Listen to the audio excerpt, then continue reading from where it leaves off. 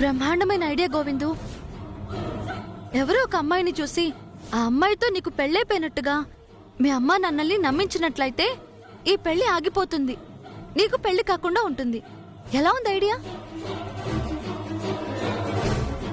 Idea చాలా బాగుంది, కానీ ఇప్పటికిప్పుడు పెళ్లి చేసుకున్నట్టుగా నాటకం ఆడడానికి ఆ అమ్మాయి ఎక్కడ దొరుకుతుంది? అదేం పెద్ద సమస్య కాదు. ఇదిగో దామిని ఉంది కదా, మీరిద్దరూ పెళ్లి చేసుకున్నట్టుగా నాటకం ఆడండి. కరెక్ట్, బ్రహ్మాండమైన ఐడియా. దామిని, ప్లీజ్ ఈ ఒక్క హెల్ప్ చేయవా? ఈ గండంలో నుంచి నన్ను గట్టెక్కించవా? ఏం మాట్లాడుతున్నావు గోవింద్? నేను నిన్ను పెళ్లి చేసుకున్నట్టు నాటకం ఆడడం ఏంటి? ఆ తర్వాత ఇదంతా దొంగ పెళ్ళని తెలిస్తే మీ ఇంట్లో వాళ్ళు నన్ను ఏమంటారో తెలుసా? అసలు జీవితంలో నాకింకో మగాడితో పెళ్ళవుతుందా? ప్లీజ్ దామిని, ఇన్ని విషయాలు ఆలోచించుకోవడానికి టైం లేదు. ఇప్పుడు నాకు హెల్ప్ చేయగలిగిందానివి నువ్వు ఒక్కదానివే. కరెక్టే గోవింద్, కానీ నా లైఫ్ గురించి కూడా కొన్ని విషయాలు ఆలోచించుకోవాలి కదా. నువ్వంటే మగాడివి, నేను ఆడపిల్లని. ఇలా దొంగ పెళ్లి చేసుకుని వెళితే రేపు పొద్దున నన్నెవరు పెళ్లి చేసుకుంటారు చెప్పు? దామిని ప్లీజ్, నీ పెళ్లి నేను జరిపిస్తాను. నువ్వు కోరుకున్న వాడితో, నీకు నచ్చిన వాడితో నేను జరిపిస్తాను. నేను నీకు మాటిస్తున్నాను. ప్లీజ్ దామిని, ఒప్పుకోవా?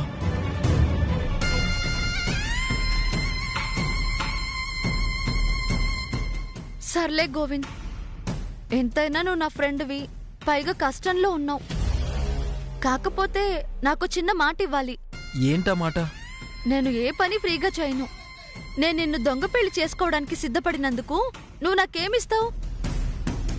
నీకేం కావాలో చెప్పు, నువ్వేం అడిగినా ఇస్తాను. నీకు పెళ్ళైన వెంటనే మీ నాన్న నీకు ఆస్తి రాసిస్తాడు కదా, అప్పుడు ఎలాగో నీకు ఆస్తి దక్కుతుంది కదా. సో నీ భార్యలా నటించడానికి నాకు నెల నెల జీతం ఇస్తే చాలు. ఓకే దామిని, నేను రెడీ.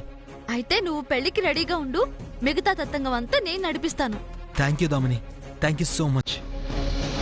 ఇంకా చూస్తావేంటే, తాళిబొట్టు మెళ్ళో వేసుకో.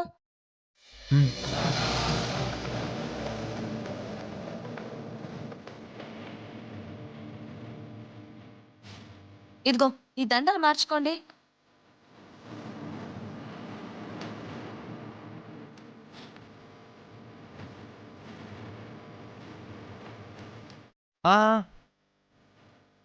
ఇది నిజం పెళ్ళా ఏంటి? దొంగ పెళ్ళే కదా. అదే నిజమే కదూ. నా దండ నేను వేసుకుంటాను, నీ దండ నువ్వు వేసుకో.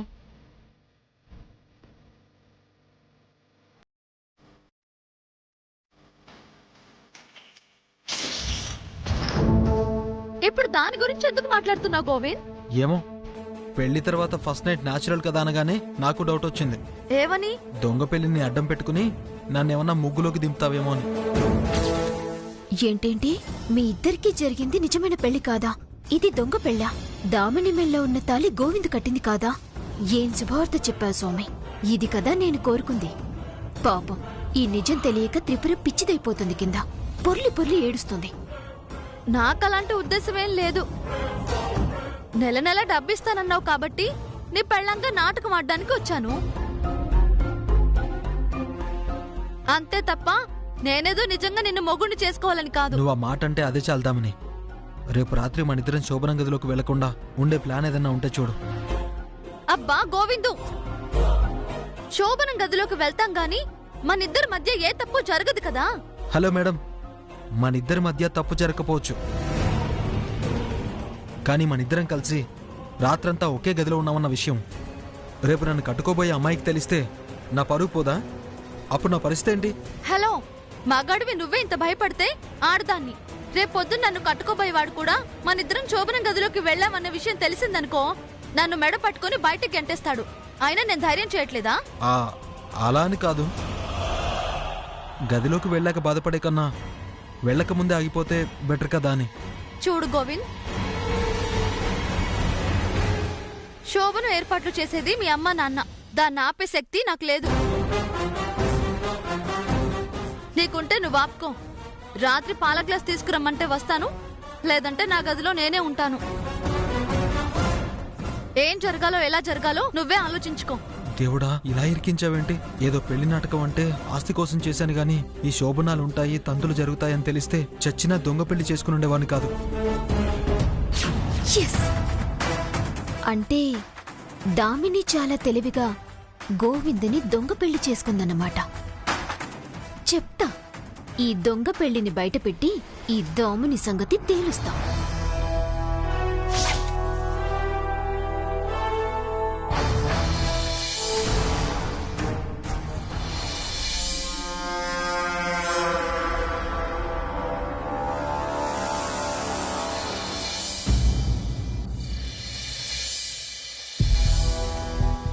ఎన్నో కలలు గన్నాను, ఎన్నెన్నో అనుకున్నాను. చివరికి నేను చేసుకోవాల్సిన వాణ్ణి ఆ దామిని చేసుకొని అది ఇంటి కోడలై చచ్చింది. అది బాగుపడదు, నాశనమైపోతుంది, సర్వనాశనమైపోతుంది. నా ఉసురు తగిలి మట్టి కొట్టుకొని పోతుంది. హలో, ఏంటి మేడం, ఎక్కడికో బయలుదేరుతున్నట్టున్నారు? అవును పద్దు, నేను మా ఇంటికి వెళ్ళిపోతున్నాను. ఏంటే, మీ ఇంటికి వెళ్ళిపోతున్నావా? ఇప్పుడు నువ్వు మీ ఇంటికి వెళ్లాల్సిన అవసరం ఏముందే? వెళ్ళక ఇక్కడే ఉండి ఏం చేయమంటావమ్మా? రేపు ఆ దామిని నెల తప్పితే దానికి సీమంతం చేయమంటావా? లేకపోతే దానికి పిల్లలు పుట్టాక బారసాల చేయమంటావా? ఇక్కడే ఉండి వాళ్ళిద్దరి కాపురాన్ని చూసి రోజు ఏడవడం కంటే దూరంగా వెళ్ళిపోవడమే మంచిది పద్దు. ఇప్పుడు వాళ్ళిద్దరు కాపురం చేస్తారని నీకెవరు చెప్పారు? ఇదిగో పద్దు, పెళ్ళయ్యాక కాపురం చేయక కాకినాడ కాజాలు చేస్తారా? చూస్తూ ఉండవే, 3 నెలలు తిరగక ముందే ఆ దామిని వాంతులు చేసుకుంటుంది. సంవత్సరం తిరిగేలోపు బిడ్డని చేతిలో పెడుతుంది. అవన్నీ చూడటం నా వల్ల కాదు తల్లి. నా దారి నేను చూసుకుంటాను, నన్ను వదిలేయ్, పోతాను. ఒసే పిచ్చిదానా, వాళ్ళిద్దరూ కలిసి కాపురం చేయాలంటే ఫస్ట్ వాళ్ళిద్దరికి పెళ్ళవ్వాలి కదా.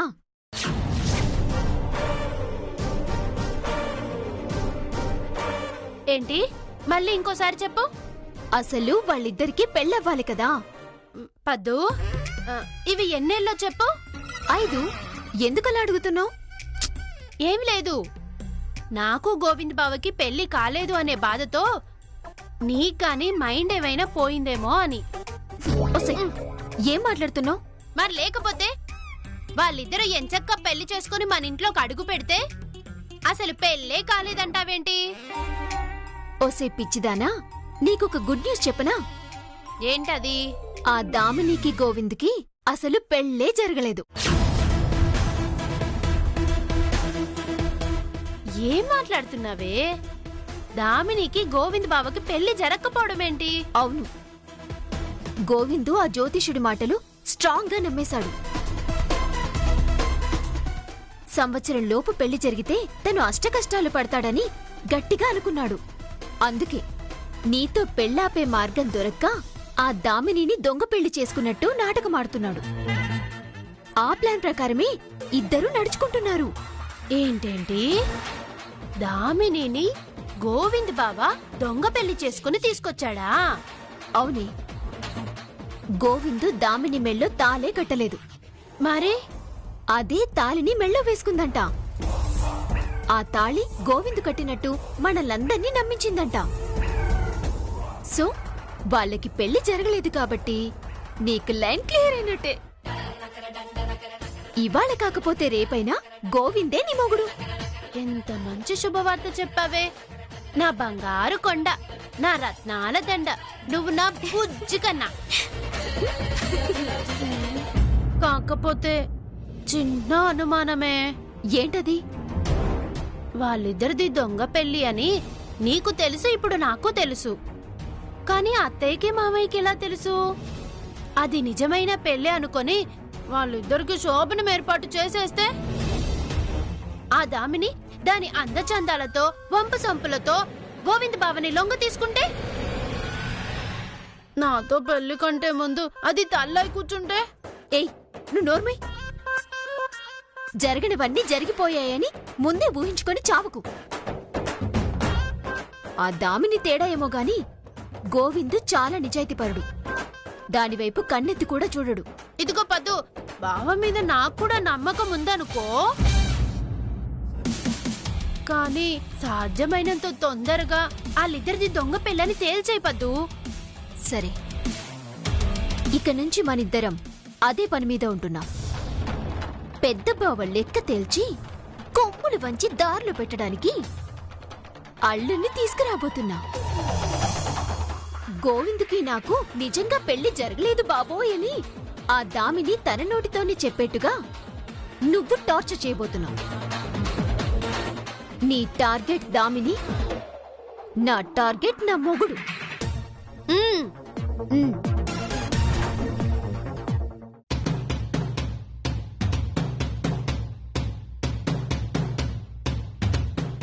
ఒరే అల్లుడు, నీ ఎంట్రీకి ఇక టైం అయిందిరా.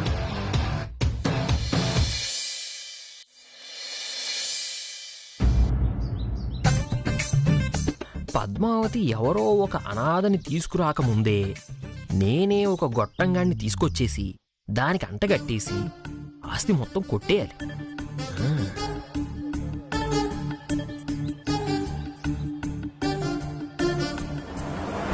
పద్మావతి గారు, పద్మావతి గారు! ఆంటీ గారు ఇలా రండి.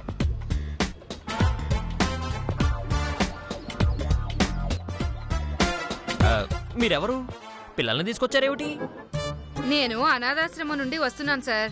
పద్మావతి గారు తను దత్తత తీసుకోవడానికి ఒక 7-8 సంవత్సరాల వయసున్న 2 పిల్లల్ని అడిగారు. మా అనాథాశ్రమంలో ఈ వయసున్న పిల్లలు వీళ్ళిద్దరే ఉన్నారు. అందుకే వీళ్ళిద్దరిని తీసుకొచ్చాను.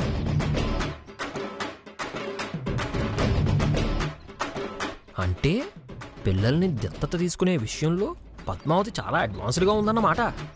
మనం ఏ మాత్రం ఆలస్యం చేసినా ఆస్తిలో మనకి చిల్లి గవ్వ కూడా దక్కదు. వచ్చిన ఈ 2 పిల్లల్లో ఎవరో ఒకరు ఈ ఆస్తిని తన్నుకుపోవడం ఖాయం. నా ఆస్తి మొత్తానికి వాళ్లే వారసులైపోతారు. ఏం చెయ్యాలి? సార్, ఒకసారి పద్మావతి గారిని పిలుస్తారా? పద్మావతితో మీకేం పని? అదేంటి సార్, పిల్లల్ని తీసుకురమ్మని చెప్పింది పద్మావతి గారే కదా. అందుకే వీళ్ళిద్దరిలో ఎవరు నచ్చితే వాళ్ళని ఇచ్చేద్దామని వచ్చాను. ఎవరూ నచ్చకపోతే నువ్వు దత్తతకు వచ్చేస్తావా? ఏం మాట్లాడుతున్నారు సార్? మరి లేకపోతే ఆల్రెడీ మా పద్మావతి ఒక అబ్బాయిని దత్తత తీసేసుకుంది. అనుకున్నాను బావా, అనుకున్నా. ఇంటి ముందుకొచ్చిన వాళ్ళని భయపెట్టో బెదిరించో ఇలా తికమక పెట్టి పంపించేస్తావేమోనని. అందుకే నేను సీన్లోకి రాకుండా ఇక్కడే ఆగిపోయాను. ఏంటి సార్ మీరనేది? పద్మావతి గారు ఆల్రెడీ దత్తత తీసేసుకున్నారా? అవును. వాడు నువ్వు తీసుకొచ్చిన కాకి మొహాల్లా ఉండడు. నాకులాగా చాలా అందంగా ఉంటాడు. పైగా మగాడు. పైగా రేపు పెళ్లి చేస్తే మా వంశం నిలబడుతుంది. ఈ ఆడోళ్ళని తీసుకుంటే ఏమవుతుంది? వీళ్ళు ఎవరినో పెళ్లి చేసుకుని వేరే ఊరికి వెళ్ళిపోతారు. వాళ్ళ వంశాన్ని వృద్ధి చేస్తారు. మా వంశానికి ఇక తాళం వేసుకోవాల్సిందే. అంత అవసరమా మాకు? అందుకే మగాడినే దత్తత తీసుకున్నాం. ఇంకా మీరు బయలుదేరచ్చు. ఓకే సార్, పద్మావతి గారు అడిగితే నేను వచ్చి వెళ్ళానని చెప్పండి. బయలుదేరు బయలుదేరు.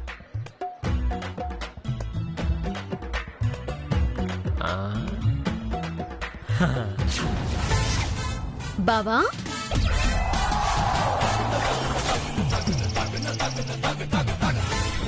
ఓరు నాయను, కొంపదీసి ఆంటీని వెళ్ళగొట్టిన విషయం ఈ పద్మావతికి తెలిసిపోయిందా ఏమిటి? నేనెప్పుడు పిల్లాన్ని దత్తత తీసుకున్నాను? ఓరు నాయను, జరిగింది మొత్తం ఇది చూసేసినట్టుంది. ఇప్పుడు దీన్ని ఎలా మేనేజ్ చేయాలి? అడుగుతుంటే మాట్లాడవేంటి? ఆ వచ్చిన ఆవిడతో ఎందుకు అబద్ధం చెప్పావు? నేను ఎవరిని దత్తత తీసుకోకుండానే తీసుకున్నాను అని ఆవిడెందుకు నమ్మించావు? చెప్పు. చెప్పడానికి ఏముంది? దత్తత తీసుకోవాలంటే అటేడు తరాలు ఇటేడు తరాలు చూసుకోవాలి కదా. అటేడు తరాలు ఇటేడు తరాలు చూసుకోవడానికి అదేమైనా పెళ్ళ బావా? దత్తత? ఆ విషయం మాకు తెలుసు. ఇప్పుడు శరణాలయం నుండి పిల్లల్ని రప్పిస్తే వాళ్ళది ఏ కులమో ఏ మతమో వాళ్ళ బ్యాక్గ్రౌండ్ ఏమిటో ఎలా తెలుస్తుంది? మత లేకుండా మాట్లాడకు బావా. ప్రపంచంలో ఏ అనాథకి బ్యాక్గ్రౌండ్లు మనకు తెలియవు. వాళ్ళ కులమేంటో మతమేంటో తెలిసే అవకాశమే లేదు. తెలుసుకోవాల్సిన అవసరం అంతకన్నా లేదు. ఖచ్చితంగా తెలుసుకోవాలి. ఎందుకంటే రేపు నువ్వు తీసుకున్నది బ్రాహ్మణుని కాకపోతే వాడు పొద్దున్న లేచిన దగ్గర నుంచి మటన్ పెట్టు, చికెన్ పెట్టు, ఫిష్ పెట్టు అంటే నువ్వేం చేస్తావే?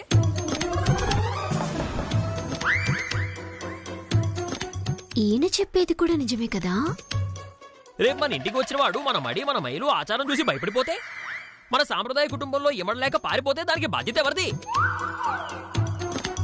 వెనక ముందు ఆలోచించకుండా దత్తత తీసుకోవాలనుకున్న నీది కాదా?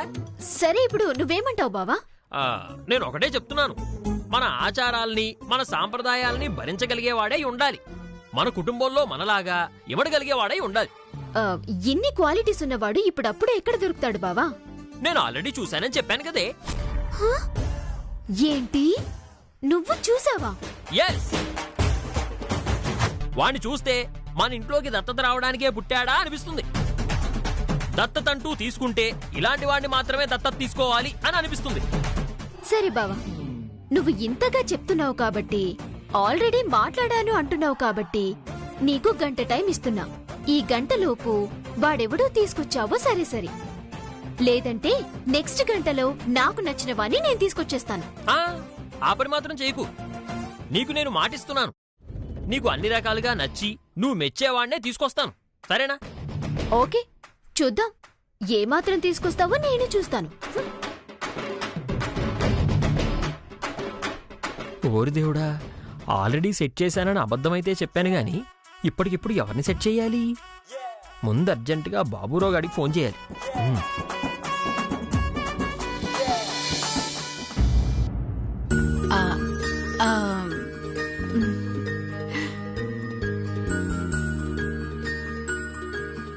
చూడు, తాతయ్య వాళ్ళ ఇంటికి వెళ్ళాక చాలా జాగ్రత్తగా ఉండాలి. ఇక్కడ వేసినట్టే అక్కడ కూడా తింగర వేషాలు వేసావనుకో తాతయ్యకి కోపం ఎక్కువ. వెళ్ళిన దారినే వెనక్కి పంపించేస్తారు, సరేనా? నాకు తెలుసులే అమ్మా. మీ నాన్నగారికి నువ్వు భయపడతావేమో, నేనెందుకు భయపడతాను? తప్పు. పెద్దవాళ్ల గురించి అలాగేనా మాట్లాడేది? సారీ అమ్మా.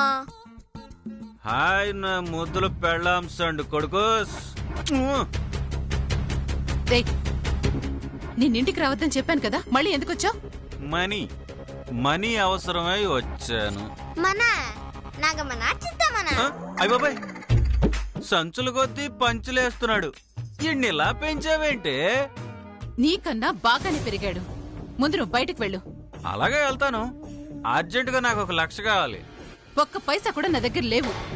పైసలు నీ దగ్గరే ఉంచుకో, 1 లక్ష నాకు ఇచ్చుకో. మళ్ళీ వారం దాకా నీ దగ్గరకు రాను, ప్రామిస్. లేవని చెప్పాను కదా.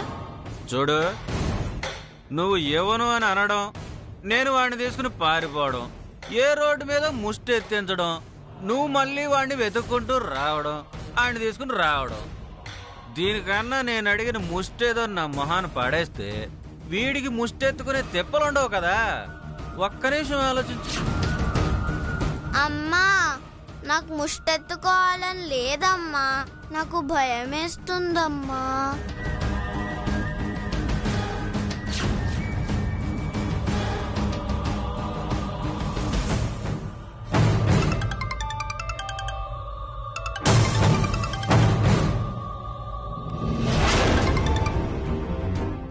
ఫోను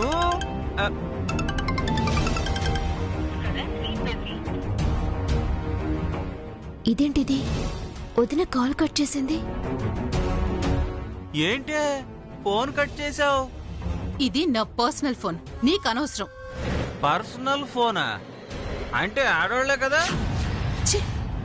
నీ మొహం చూడాలంటేనే అసహ్యం వేస్తుంది. ఓకే.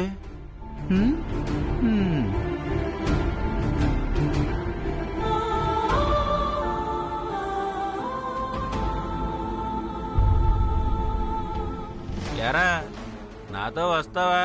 నేను రాను. సరేలే.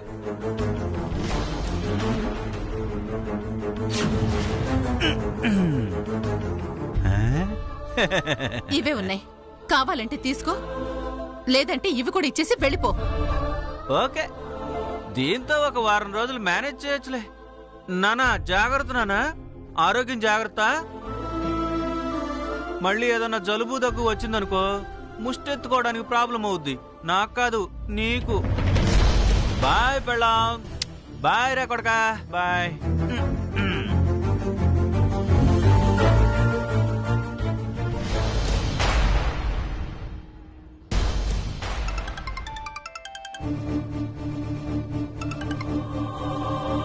హలో వదినా, ఏమైంది? ఎందుకు ఫోన్ కట్ చేసావు?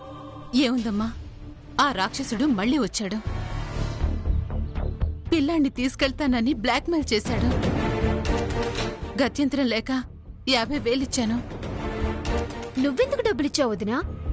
పోలీసులకు ఫోన్ చేయాల్సింది. వాళ్లే అక్కడ అంతా సెటిల్ చేసుండేవాళ్ళు.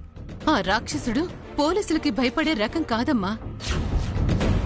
పైగా పోలీస్ కేసు పెట్టాను అన్న కోపంతో నా బిడ్డకి ఎలాంటి ప్రమాదం అయినా తలపెట్టొచ్చు. అందుకే వాడడిగిన డబ్బిచ్చి పంపించేశాను.